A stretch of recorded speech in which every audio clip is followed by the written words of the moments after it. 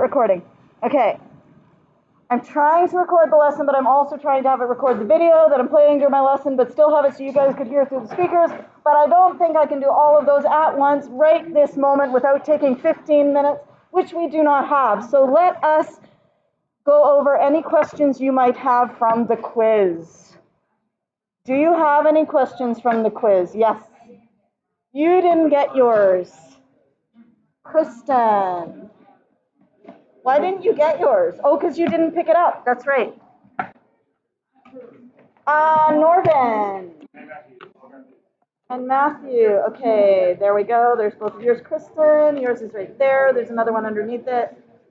And yeah, we're good. Okay. Okay. So do we have questions from the quiz?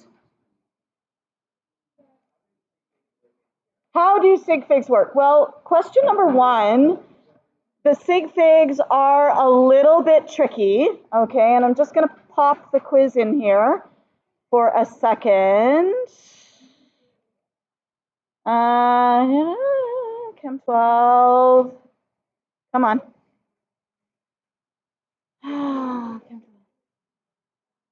Yeah. 2021. That's the one I want. Okay. Print. In you go. Let's go. Come on. Oh, don't do this to me now.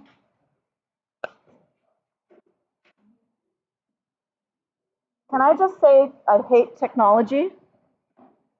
Oh, it's printing. Oh, thank God. Okay, come on. Come on.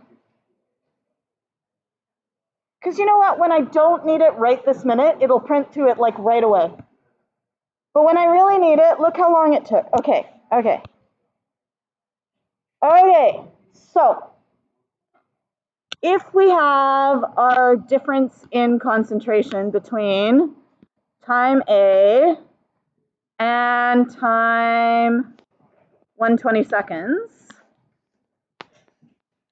first of all, make sure if you're writing this, can you guys all hear me in the back? You can hear me? Okay, good. You're going to make sure you write the formula, okay? Many people did not write the formula. You want to write rate equals change in. Now, a lot of people, I think, are uncomfortable right now with using square brackets. And this is not working for some reason. Look, it's gone crazy. So cancel. Okay. There we go. Now it's back. What do those brackets mean? Concentration of.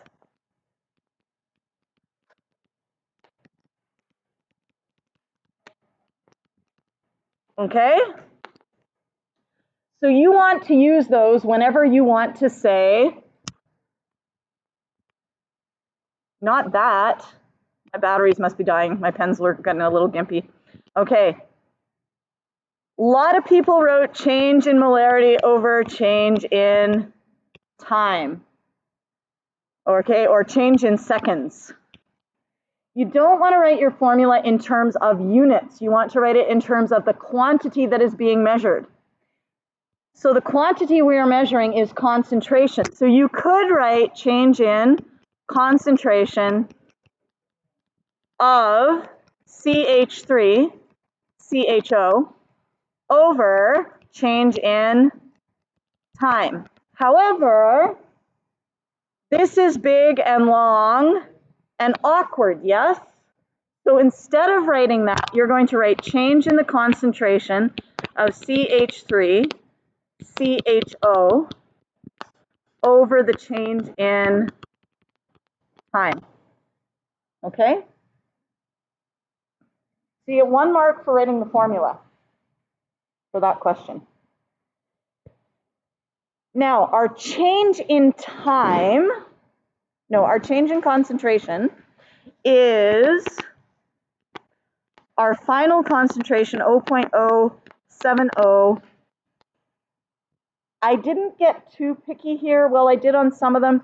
You need to write your units here. Molar or you could write moles per liter, but I like changing it to molar because it's easier and smaller, minus 0.0, not 0.0, 0.200 molar. And then we're going to take that and we're going to divide by 120 seconds minus 0. And again, make sure you have your seconds. The confusion with the sig figs is because this is actually one of the trickier sig figs. You probably won't come across this a lot, but you did hear, if I take 0.070 and I subtract 0.200, what's the rule for subtraction with sig figs? Sorry. You go to the first uncertain digit or the least number of decimal places, yes? So how many decimal places, sorry, I have to change the battery in this pen.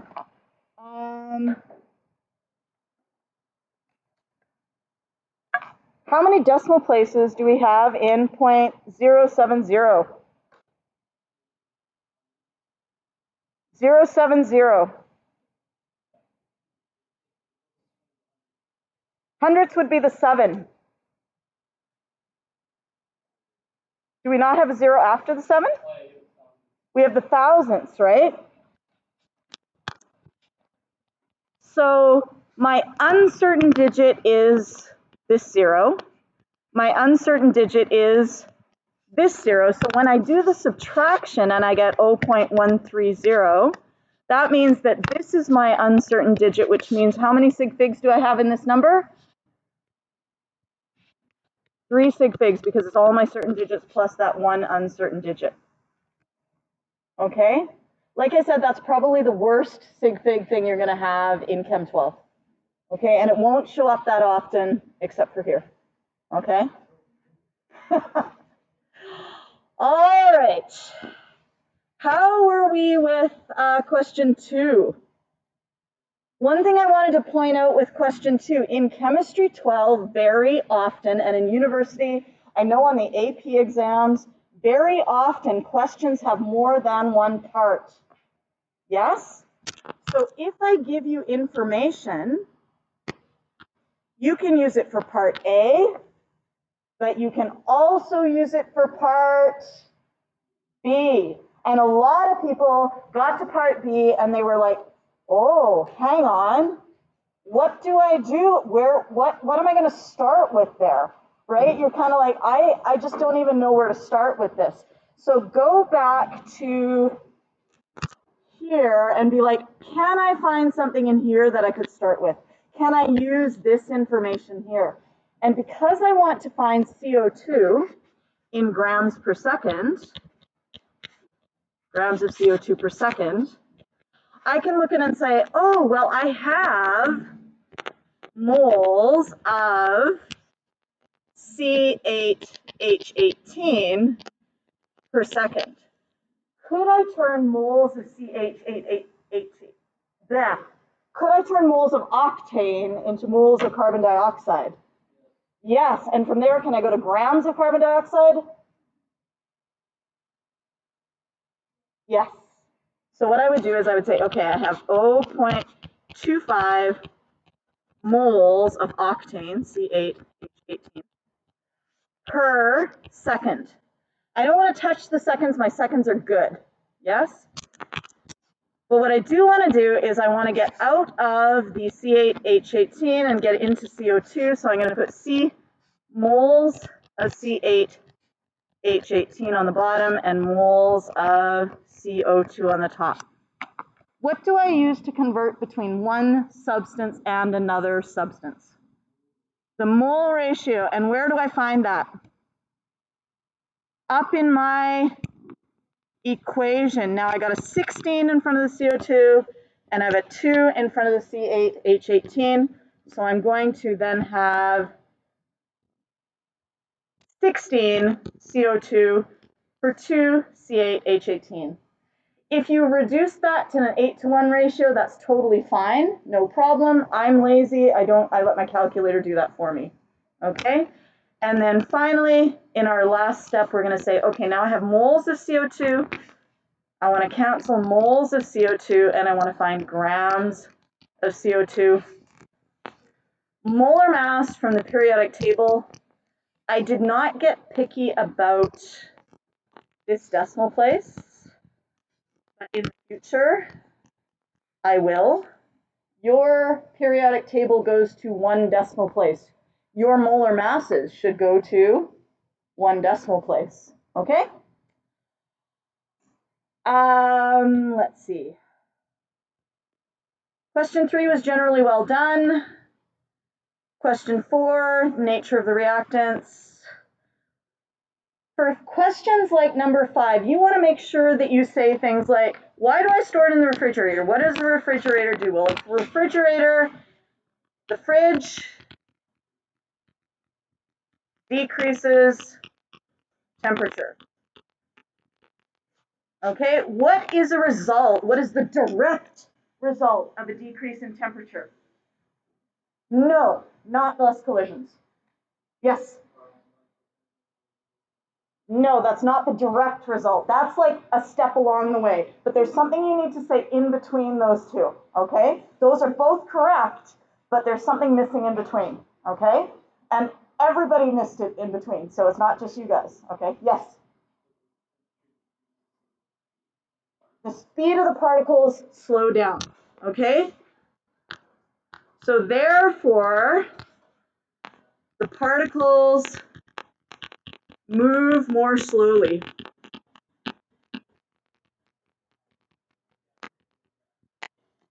And as a result of the particles moving more slowly, and this is where, what did you say, Hayden? What did you say? There are fewer collisions. There's a lower frequency of collisions.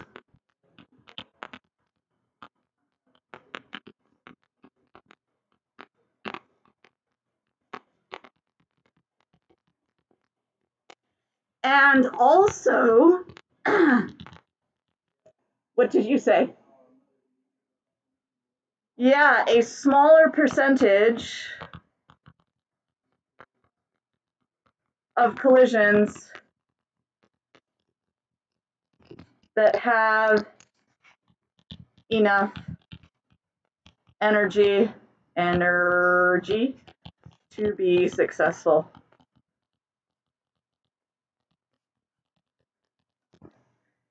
And you'll notice, how did I write this? Point form, yes? If you can do it in point form, it can often be much more powerful, right? Because you can be like, I need to have 4 half-mark points. Yes? So I've said this, I've said this, I've said this, I've said this. A lot of people told me about what happens when you increase the temperature. Why would we be talking about increasing the temperature when we're decreasing it? It was a very roundabout way to argue it. They're like, so all of these things happen if we increase the temperature, therefore the decreasing of the temperature does the opposite. And I'm like, well, why didn't you just tell me about the decrease? Do you know what I mean? Like, try to get to the point. Yeah, it's hard to do sometimes, but try and work on that skill. It's a difficult skill to get, but you can. The more you practice it, the better you'll get. In the next question,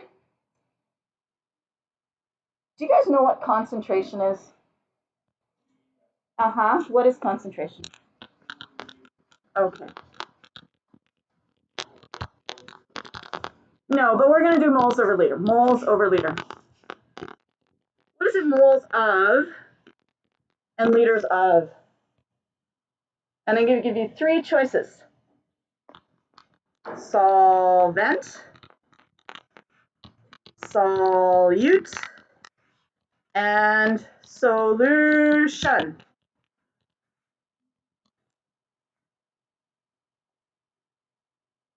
First of all, do we know what a solvent is? What is the solvent? If I have water and salt, which one is the solvent? The water, right? It's the one that the other stuff gets dissolved into, okay? It's what the solute dissolves into.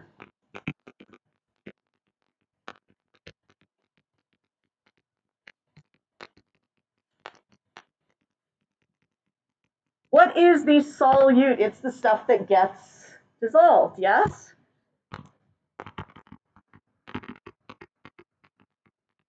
For example, yes, that would be our salt. And the solution would be the homogeneous mixture of the salt and the water.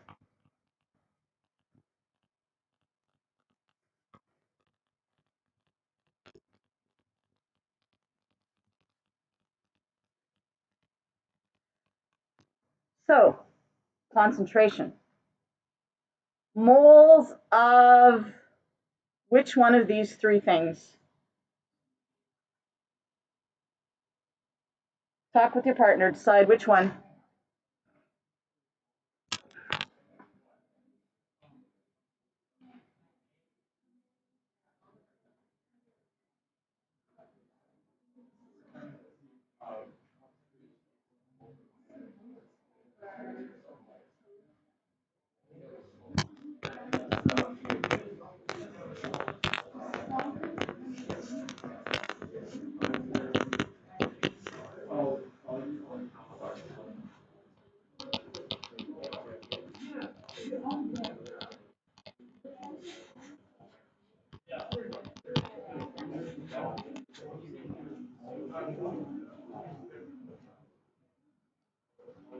Okay, so concentration is the moles of solute,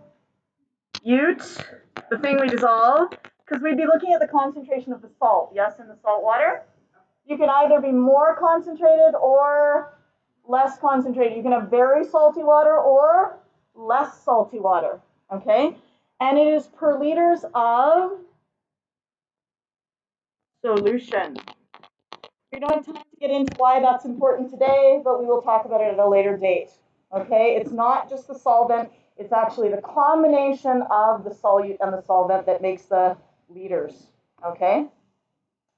So, if I put that to you, concentration is the moles of solute per liters of solution, and if I have a system, like in question 6, where I have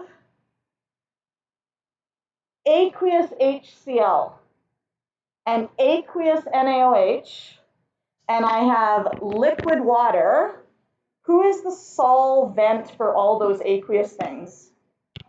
Water is the solvent.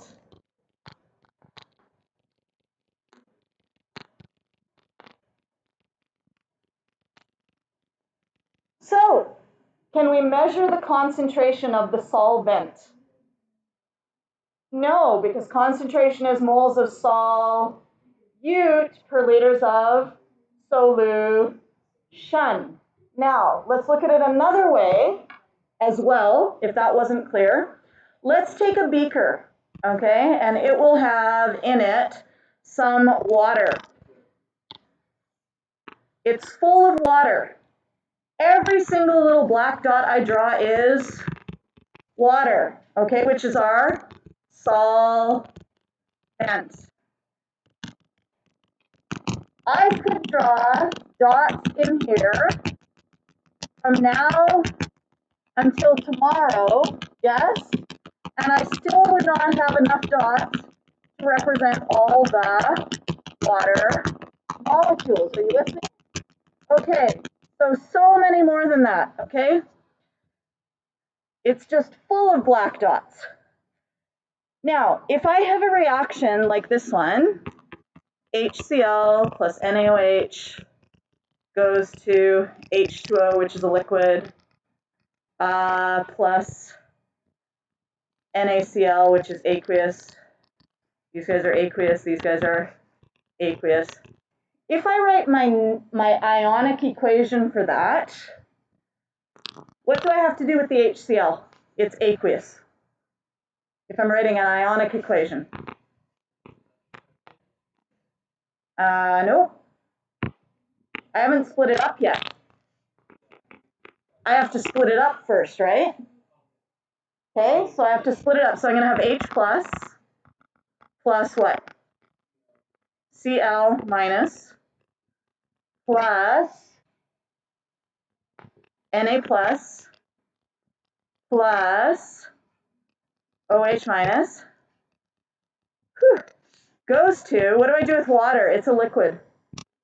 I leave it alone, right? Why am I drawing on that? Anyway, that's a liquid. Leave it alone. So we have H2O plus, do I split up the NaCl? Yes, I do. Na plus Cl minus, that was liquid, and those two were aqueous. Now I can say, do I have any spectator ions? Who are my spectator ions? Not salt and chloride. Chloride and who? Sodium, not salt. Salt is sodium chloride. Okay, sodium and my chloride. So if I have a beaker that contains this, at the start of the reaction, let's just say I have 4 chloride molecules, or atoms rather, or ions. Chloride, chloride, chloride, chloride. That's at my start. How many would I have at the end of the reaction? The same amount, because it is a spectator ion. So I had a number of people answer that you could measure the change in the concentration of chloride or the change in the concentration of Na, and that will not work because those guys are spectator ions. Yeah, and they won't change in concentration.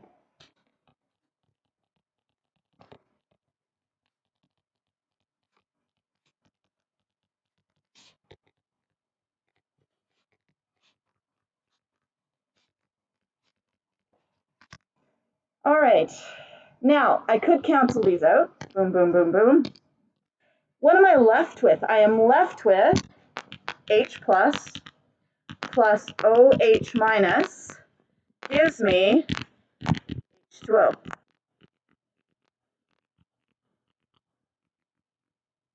Now remember, I've been here overnight drawing black dots to represent all water molecules because water is the solvent, yes? And now I have done a reaction and I've made another water molecule. How much did the concentration of water change? The concentration of water? Not at all. It is insignificant. When you have water as a solvent, any water that you make is so small compared to the amount that's there as the solvent, it's not actually changing the amount of water proportionally, okay? The other way to look at it is, of course, that water, liquids don't really have a concentration, okay? Liquids don't have a concentration, solids do not have a concentration. Let's take a look at a solid, because that came up a lot in question 7. A lot of people chose this one, right? And I wrote down solids don't have a concentration. You can't measure a change in concentration if it doesn't have a concentration. Well, here's my block of solid MgCO3. Yes? There's my solid MgCO3. And does it have a concentration? Can I find the moles of solute per liter of solution?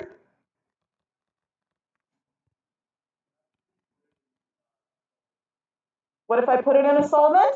Okay. It doesn't dissolve because it's in a low solubility salt. Does it have a concentration? Is it dissolved? If it's not dissolved, is it a solute? No. I can dump it in as much water as I want. You wouldn't say, you know, I mean, yes, this is a chemical, but rocks are chemicals, and the rock, when I put it into water, does not dissolve. I don't have a concentration of rocks in the water. They just sit at the bottom of the water. So if you were to take a sample of seawater, you would find no dissolved rocks in that. You know what I mean? Okay, I'm lying a little bit because, you know, maybe you have some soluble components in some of the rocks that might dissolve, but most of it's totally insoluble. Okay? So solids do not have a concentration. Can you imagine, how could I possibly take this and make it more dilute? Can I make a solid more dilute?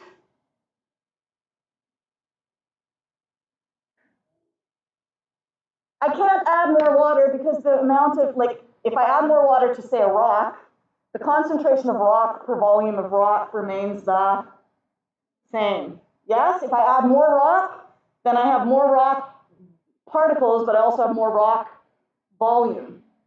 Yeah? So you cannot have concentration of a solid. So the basic rule of thumb is that, let's make that a little bit tidier. There we go. Solids and liquids do not have a concentration.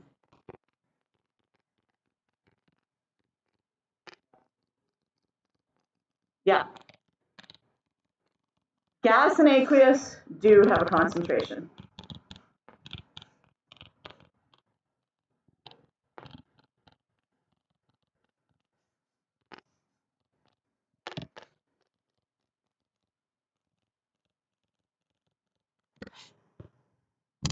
And although this is kind of taken into account in number one, I'm also going to put the solvent does not have a concentration.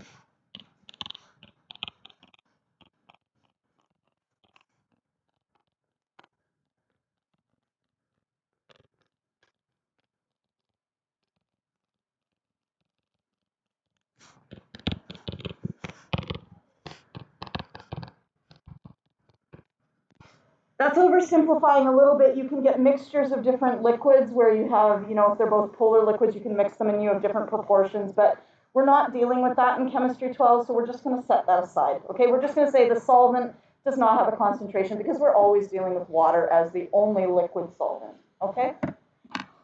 All right.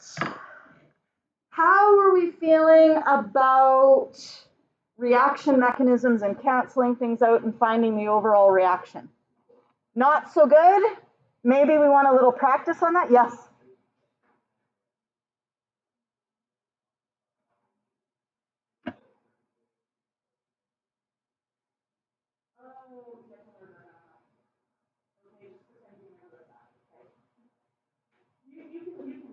You can do that, but I never tested it.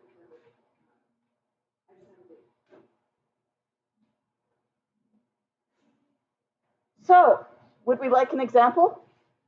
Yes? Okay. Let us do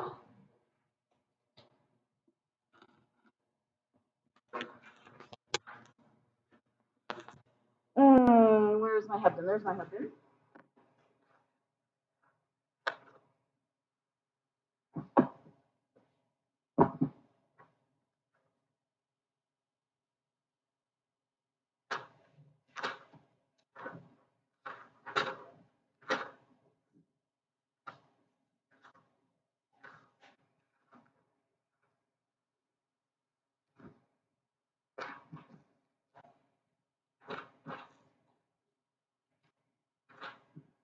Okay, here we go.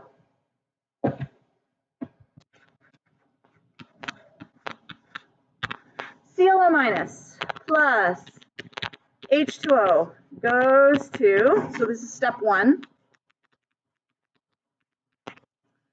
goes to ClOH plus OH minus. Okay. Step two, I minus, and this is not on any of your sheets, so just you can write this one down, okay? I minus plus ClOH.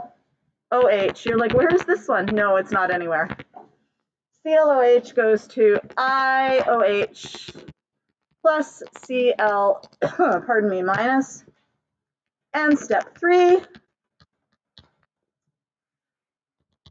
IOH plus OH minus goes to IO minus plus H2O. And I say to you, all right, this is lovely. Let us find the overall, pardon me, reaction. So if you want to take a minute, if you're wanting to write that down, do that.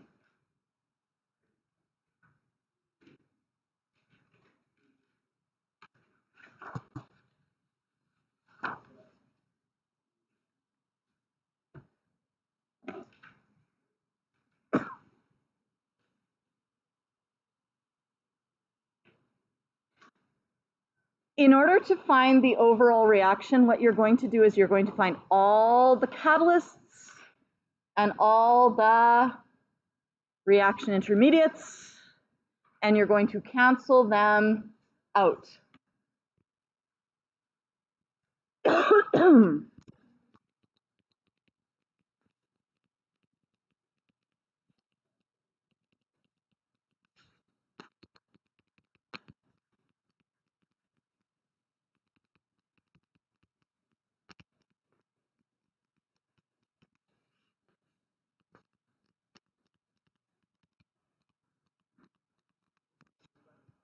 Yes.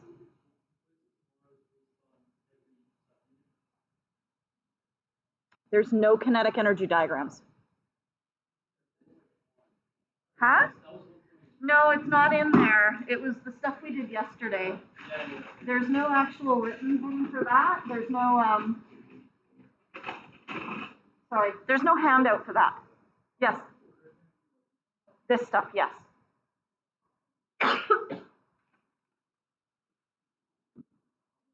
So, let us, sorry.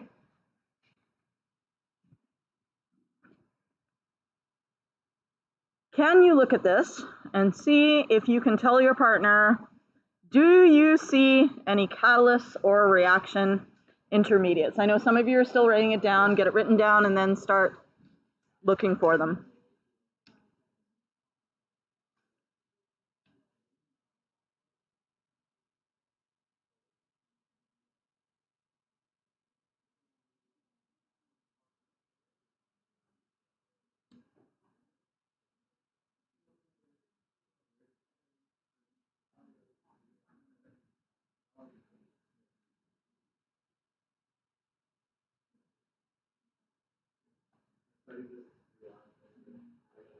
You got it?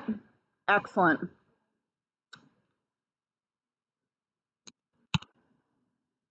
Okay.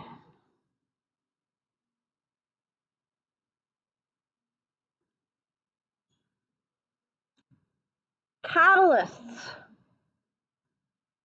Anyone see a catalyst?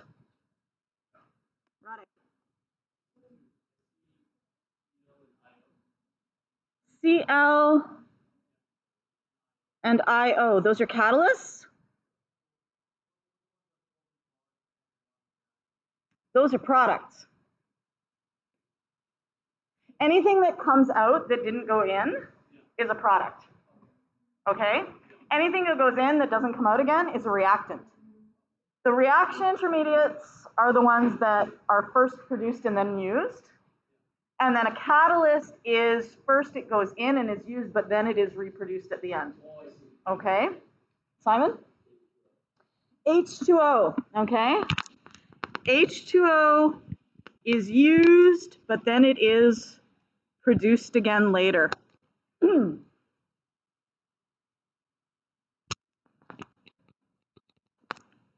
That's our catalyst. Do we have any reaction intermediates? Yeah, we have a bunch of them, don't we? We have ClOH. We have IOH. And we have, yes, and we have, I'm running out of pen colors, OH.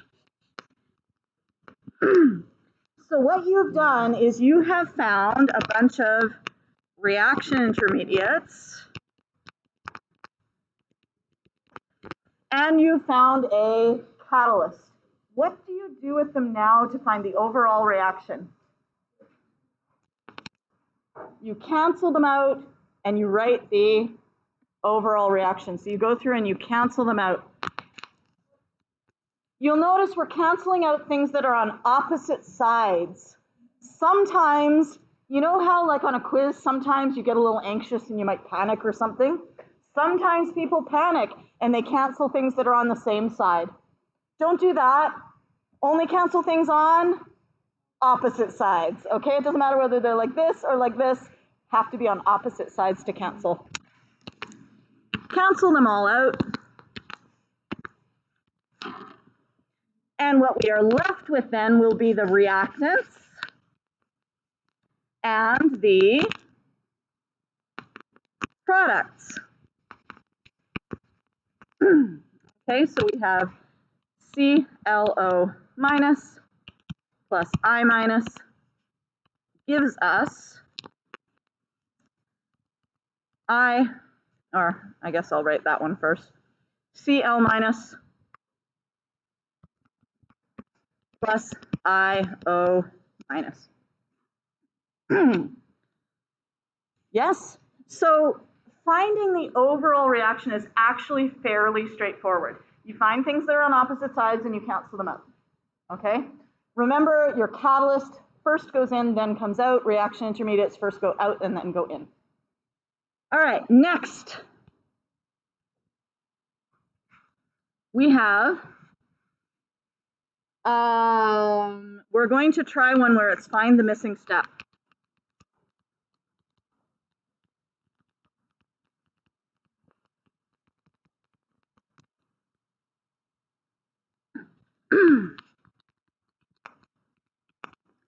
Step 1, COOH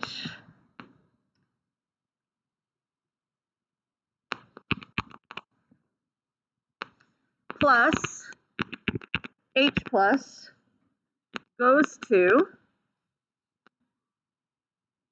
HCOO H2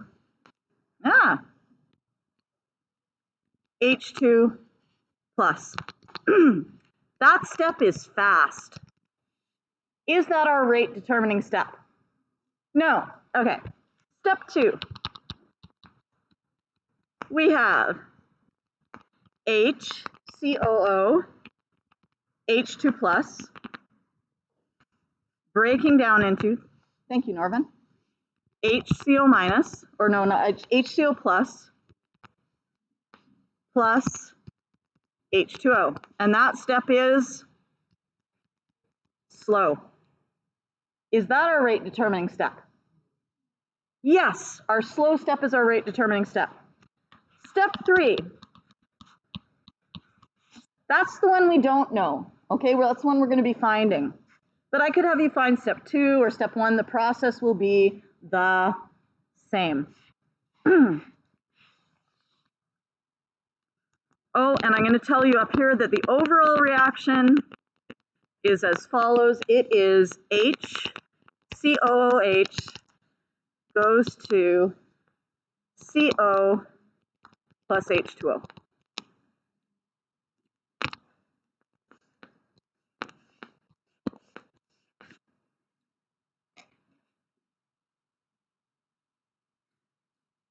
So the first thing you need to do is, do you guys like adding up or do you like adding down? Like when you add things, do you normally add upwards or do you normally add down in a column? Down. So what we're going to do is we're going to put the thing that's our sum at the very bottom. So we are going to rewrite the overall reaction at the bottom. So that's step 1.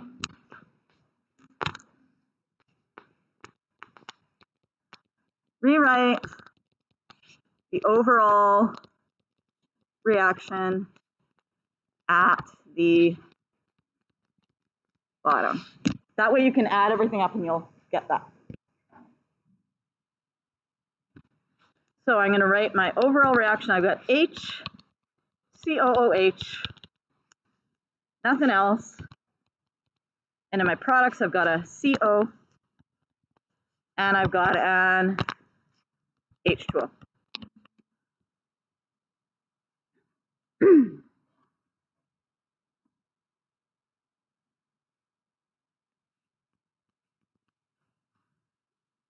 Second thing we're going to do, we are going to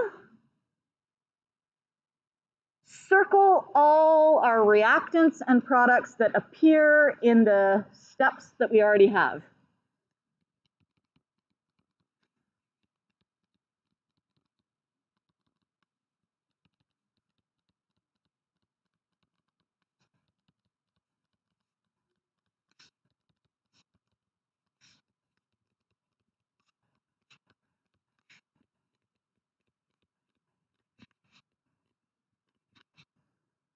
So I'm going to look and I'm going to say, I have a reactant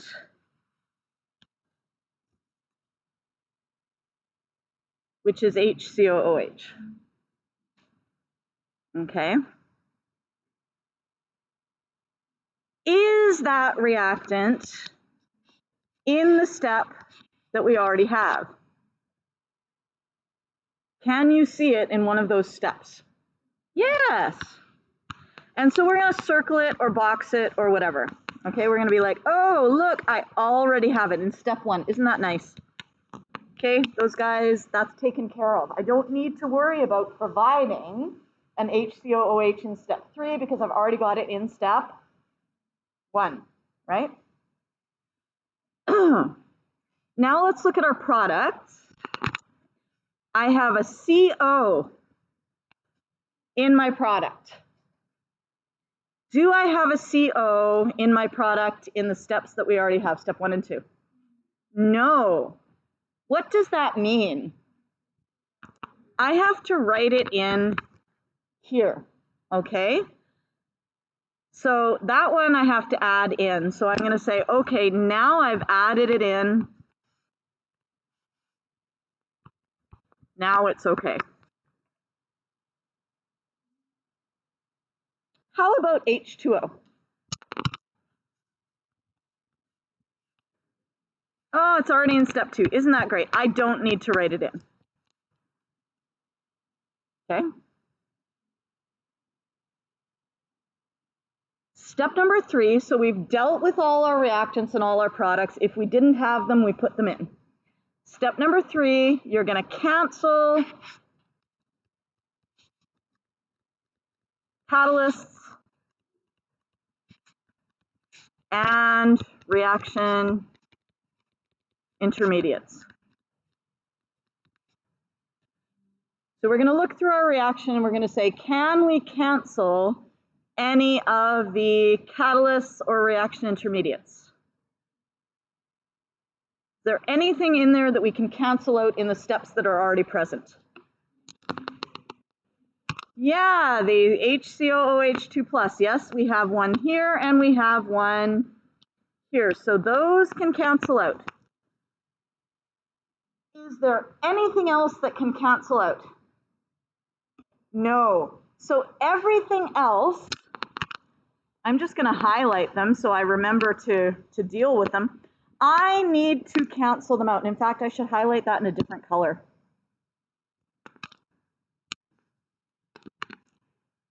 Okay. So I've got to cancel out an H+, and I also need to cancel out a HCO+. Yeah? So where do I need to put the H+ in order to cancel it out? I need to put it over here. Yes, I got my H+ on the left, so I need to put it on the right to cancel out. And my HCO is on the right, so I need to put it on the left to cancel out.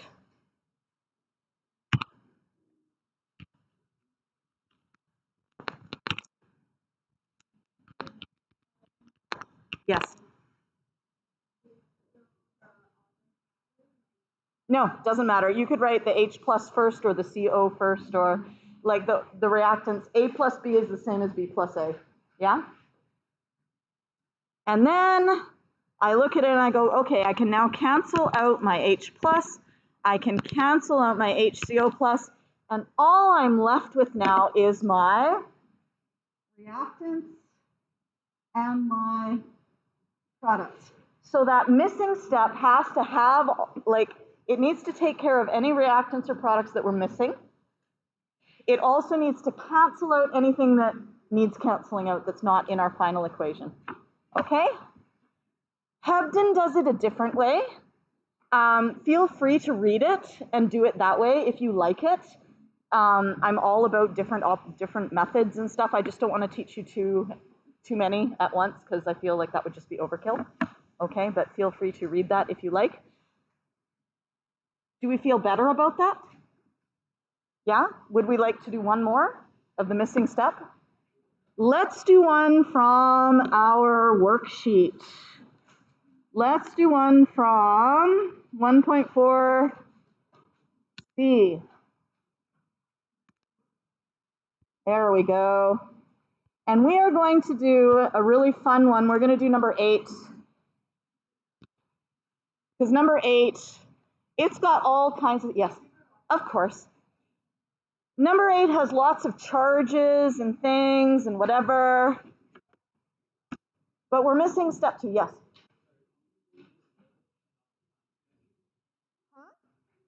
Oh, yeah, our last reaction, was it slow or was it fast? Let's,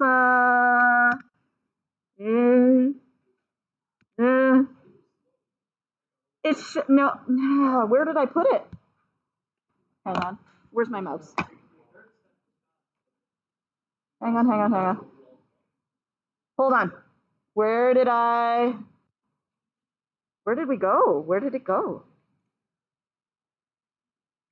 Oh, it's just down below here. Okay, never mind. Okay. Ah, here we go. Okay. So here we are. This one was fast and slow. How many slow steps can you have in a reaction? Just one. So the last step had to be fast. Did that answer your question?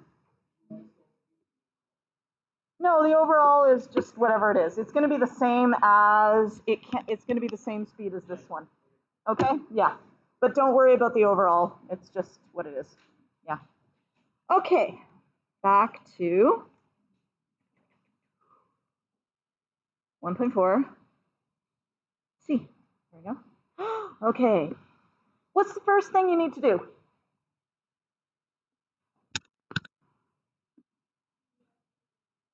Rewrite the overall reaction. By the way, if you are like all good on this and you've already done 1.4D, if you would like an overall review of the entire unit, I have one here for you.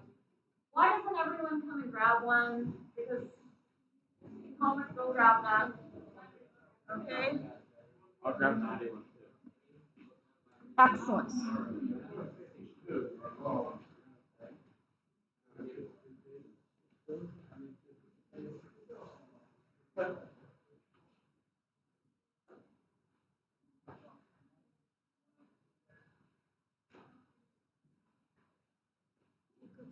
Yes.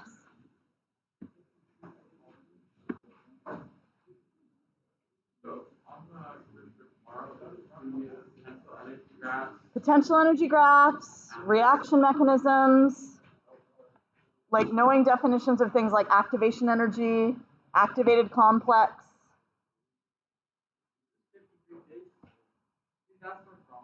Yeah.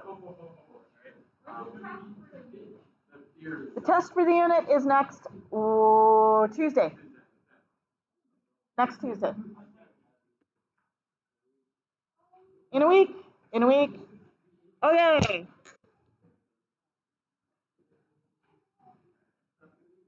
I know. Welcome to grade 12. It's a smack in the head. I'm sorry. Okay. I know, right?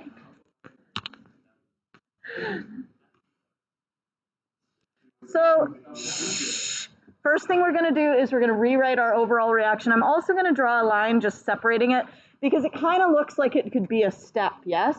And I don't want to accidentally try and add it into everything. So I'm going to rewrite it. I have 2Ce 4 plus. I have TL plus.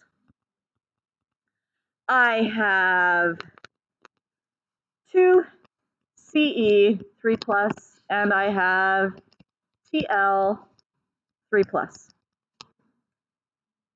So once again, what we're going to do is once we have our overall reaction written, we're going to go through and look at what we have in terms of reactants and what we need to add in, if we need to add in anything.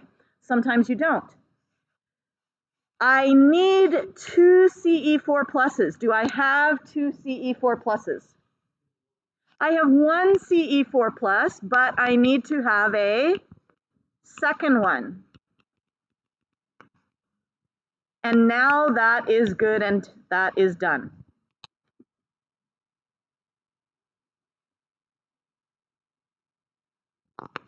I need to have a TL plus. Do I have a TL plus?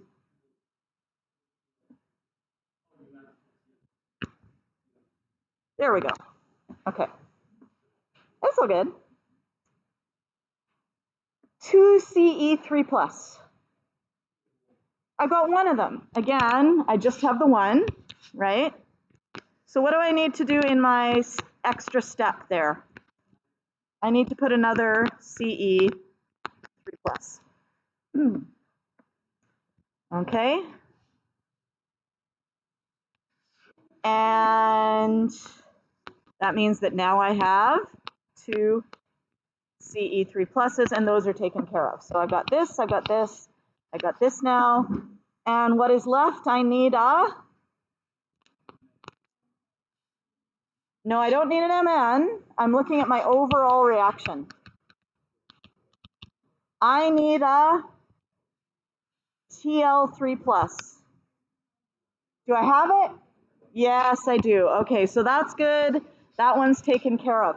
Make sure you're circling them as you go. That way you know you don't need to cancel them out later. Hi. No. I'm really good at like filtering. Yeah. That's not true, Mr. Liang. Oh my God, we're being invaded by mathematicians.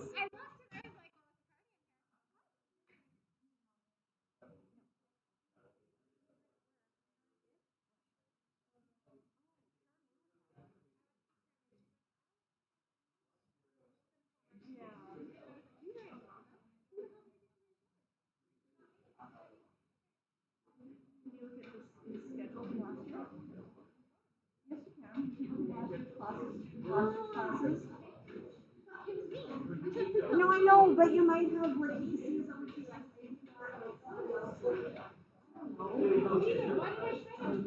I don't know. Just tell him to write his own and send it to you.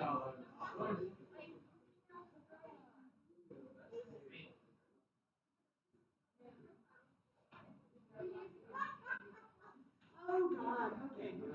All right. So,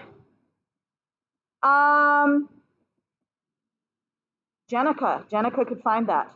Hang on. Cancel out. Find out if there's anything there you can cancel.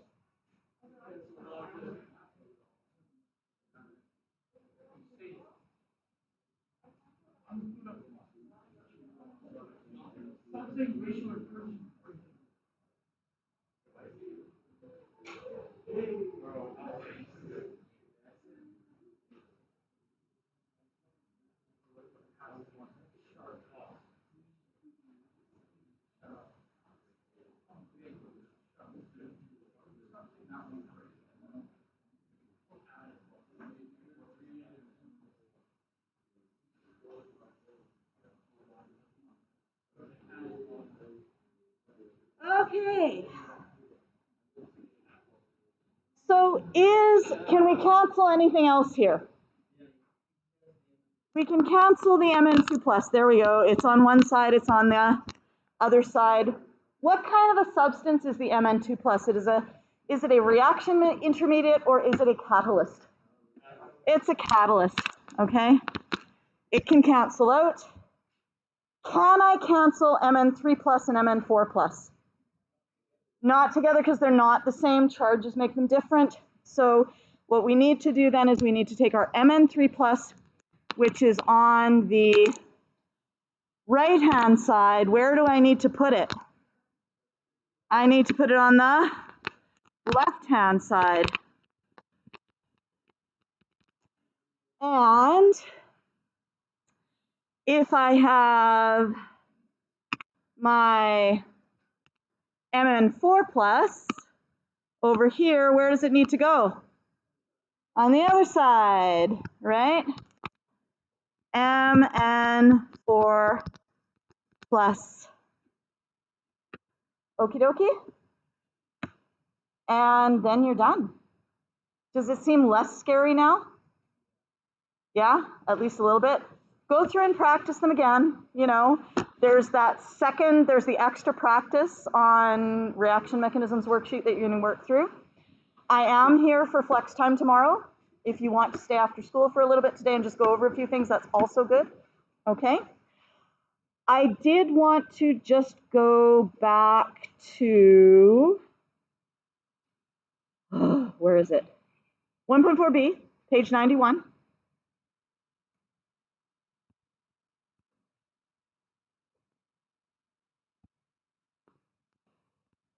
Page 91, I think it's 91.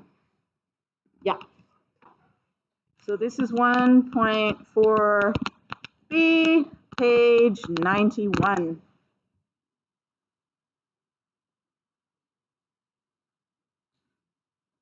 Because I wanted to stress to you once again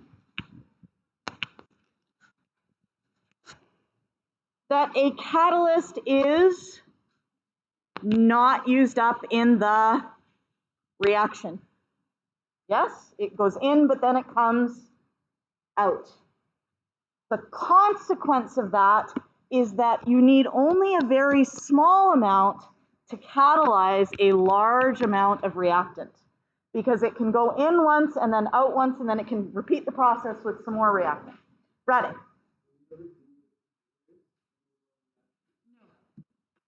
No, don't worry about that. Okay. But mainly, I wanted to talk about the potential energy diagram for a multi-step and just look at it again a little bit because we only dealt with it sort of yesterday. Hopefully we'll be finished by 5 after 3. If not, you're welcome to walk out on me, but I'll still be teaching maybe. We'll see. Okay, this won't take that long. So we have a diagram here. How many steps are in this reaction mechanism? Yeah, there are 3 steps.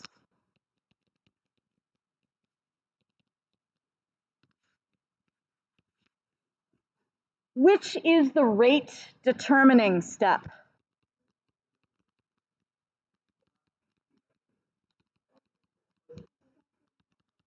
It's the highest peak, yes?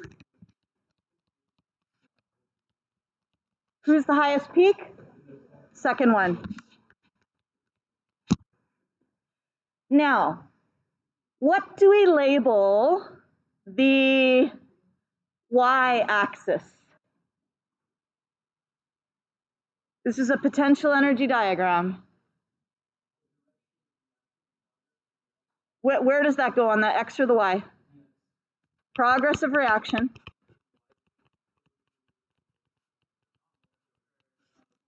Potential energy, and the unit is kilojoules per mole. Okay, don't try and get away with just the unit. You need to put the quantity as well. All right, we're going to label the activation energy of each step. Step number 1 is pretty easy.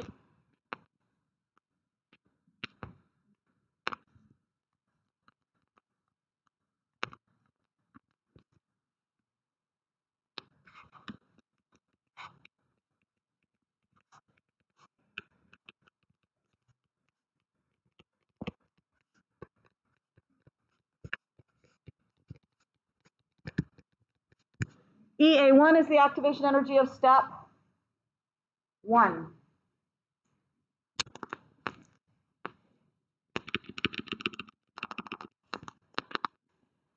What would we label this one? EA2. Do I need to write a definition of what that is? No, because you know that EA1 is for the activation energy of step 1. You know this one is for the activation energy of step 2. Where would we start for the activation energy of step 3? We would start at the valley, yes, this last valley here, and that would be the activation energy of step 3. Are any of those the activation energy of the overall reaction? No, because the activation energy of the overall reaction is from the reactants to the highest peak. Okay? EA of the overall reaction goes from the reactants to the highest peak. So it's actually not equal to any of them. You actually have to start from there and go up to the highest peak.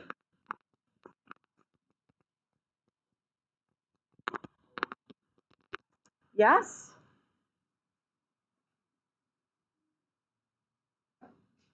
If this is a catalyzed mechanism, how would I draw the energy diagram for the uncatalyzed reaction? What would I have to do? I would have to make the activation energy for the uncatalyzed would have to be higher. So if I was to draw uncatalyzed,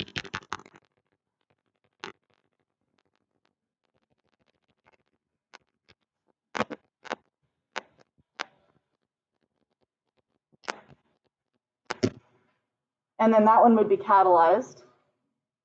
Yeah? And so, yeah. Did I make it? Did we make it? It's 5 after 3. We made it. Did I finish? Oh, where are my activated complexes? My activated complexes are where? At the tops. Where do my reaction intermediates go? In the valleys. Excellent. Did we do it?